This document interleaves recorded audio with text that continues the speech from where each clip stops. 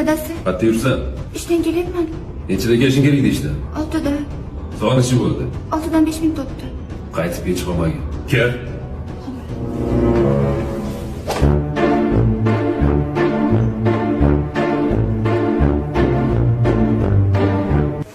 Dadasi ovqat qilaymi? Ovqat qilganman. Bor sus. Xo'p bo'ladi. Shoshma. Xo'p. To'kasi. O'zim suzaman. Dadasi, kiyimlaringiz bo'lsa bering, yuvib qo'yaman. Men bu erkak emanmi? Ha? Erkak bitta gapiradi, tushundingmi? Uzr. Meni ishlarimga aralashmagin. Kiyimlarni yuvib, dazmollab qo'yganman.